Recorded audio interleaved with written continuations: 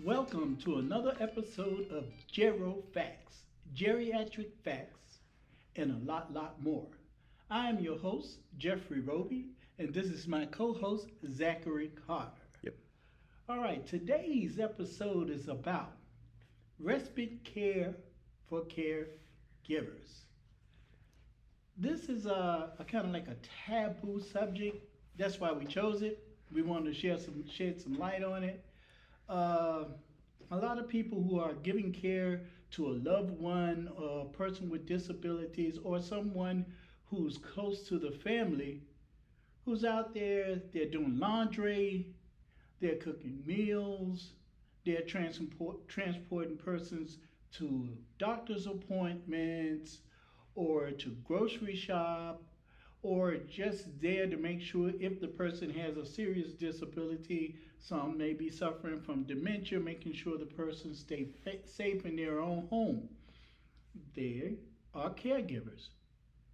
Um, AARP put out that most of caregivers in the home have to change their lifestyle. They have to change their employment. A lot of them go from being full time employed to part time employed just to be a caregiver for persons in their home. And a lot of them even stand the chance of actually having to quit their job and be full time caregiver at home. So I mean Mm. that's rough, isn't it? You know That's your life get changed and you're a caregiver, and some companies do afford you some respite time. They actually will give you time where you can do these things and they'll pay you. yeah. That's some. Wow. That's not most. So Zach, give me some of the facts. Absolutely, absolutely. Well, we all know, respite care for caregivers.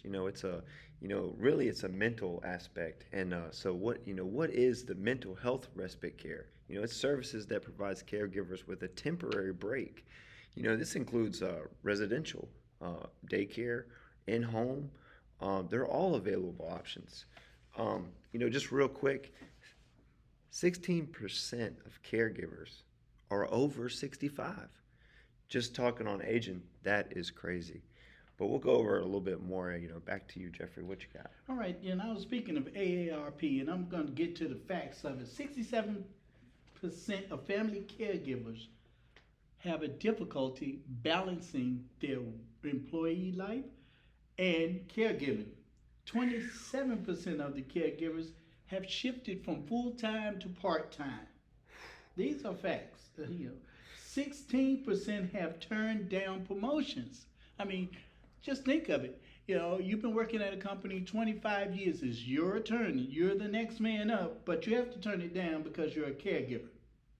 And like I say, another 16% have stopped work entirely. And or 13% they had just had to find another employer to accommodate, their being at home to be a caregiver. So caregiving, it is a change in lifestyle. It changes a lot of things. So persons who are caregivers, they find themselves under stress as well. Everybody needs a break. Absolutely. Absolutely. And I think that that's a perfect answer. Everyone needs a break, but how does it help? Well, it'll promote inner relaxation. It boosts social health. It promotes healthier relationships. It provides assistance and care.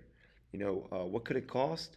On average, in the 2024 scale, it could cost roughly 70 to 140 dollars per day. It could be covered if the caregiver is over 65 and has a Plan C Medicare Advantage.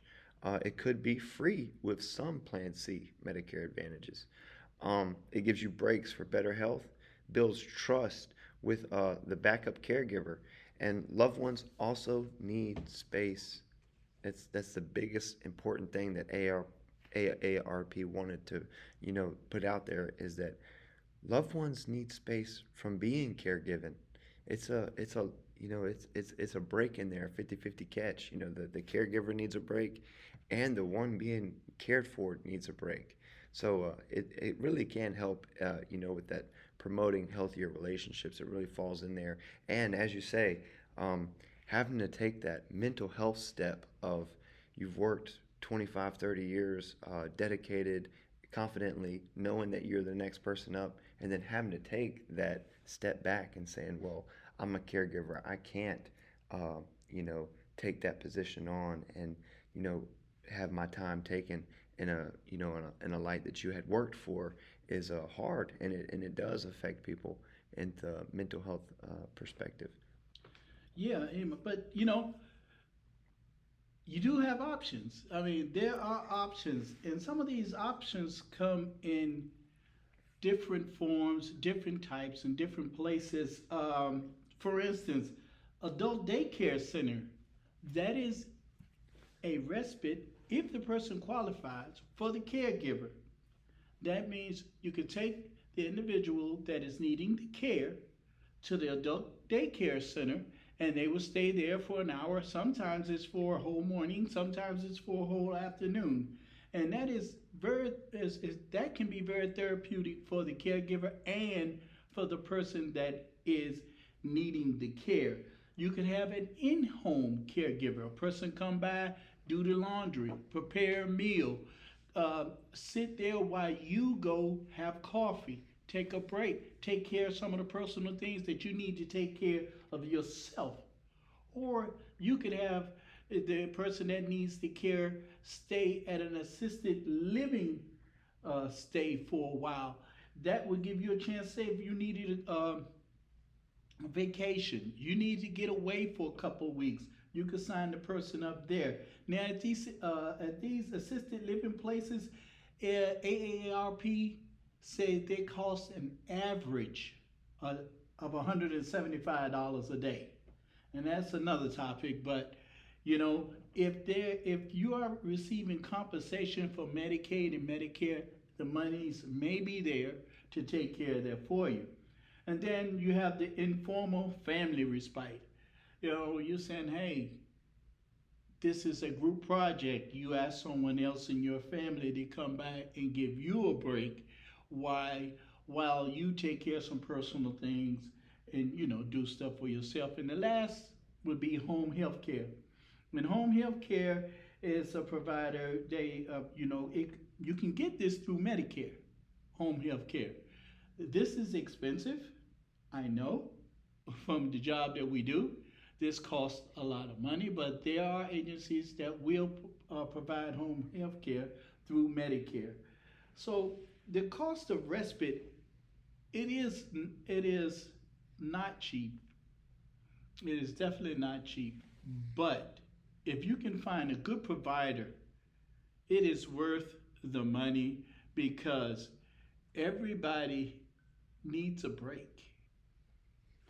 Yes, absolutely. And as you say, providing that assistance, and that care to not only say that the caregiver could get a break, but the person being taken care of also, gets to relieve some of that social isolation, as you said, in like the daycare centers. That really is a win-win situation because, as you had said, it provides the assistance for the caregiver to have the few hours in the day to spend some time and get out in the community and do the things that they do, as well as the person being taken care of to break some of that social isolation that we see in our own agency that we work in and day out. One thing that we like to pride ourselves on, we're making our way at this, is the facts. We like the facts. The facts that's what keeps people moving. They like to holler, "I got the facts," and that's what we bring to you. So I'm gonna just say out some facts, and I think Jeffrey's got some facts for you too. 52% of caregivers are women. 42% are caring for a parent or parent-in-law. 10% of caregivers are providing care to someone with dementia. 50% assist with personal care. 1 in 6 non-caregivers expect to become caregivers in the next 2 years. One third have provided care for at least 20 hours per week or more. And then one in one in four adults are or have been caregivers. Those facts are just mind blowing to me to think that that's the breakdown for people caregiving and non caregivers. To think that if you haven't caregiven yet in the next 2 years, you could expect to become a caregiver. That is wild. And so, bringing the facts and letting you know exactly how respite care for caregivers is definitely meaningful and needed within the community for people who caregive for their loved ones and people within their community is definitely needed. The options are out there, the facts are out there, and me and Jeffrey, we're trying to bring it to you full press, and I think he's got some things for you as well. Yes, like I said, I came to options. You need to know there are options, but how do I find these options? Well, I'm going to give you some of the facts on where you can look for and search out these options that are there for you. You have the Arch National Respite or Respite Network and Resource Center, and it's ARCH, National Respite Network and Resource Center. You have the National Adult Day Services Association, or NADSA. It is weird, but that's the way it is said. Elder Care Locator and Call Center. I'll say that again. Elder Care Locator and Call Center. Disability Services, Alzheimer's Association, and Department of Veteran Affairs. And I got to that part as the last one that I mentioned because the Department of Veterans Affairs will pay caregivers. If people think it's just Medicaid and Medicare or long-term insurance, no. The Department of Veteran Affairs will pay caregivers to a certain extent. And a lot of times they will take care a lot of that cost. Pretty much more than some of your Medicaid and Medicare. So do not forget, if that person is a veteran, reach out to the Department of Veteran Affairs or the VA Medical Center and get yourself informed on what's available, what is offered, okay? Because, I mean, being a caregiver can become expensive. I mean, as simple as that. You losing time at work, but you're investing time in another person, and you investing that time can cost money. And yeah, if you know that you have resources that you can reach out to and you can acquire these resources, it's just a win-win situation for each person involved. Absolutely, absolutely, absolutely. Well, we definitely want to remind you for us to bring the facts to you. You have to like and subscribe. It's going to be down there on your left. I'm pointing because it's going to be in that direction. You can look for that subscribe button. Please, please, please subscribe to us so we can bring the facts to you. All right. And like we always say, imparting. That's the facts. All right.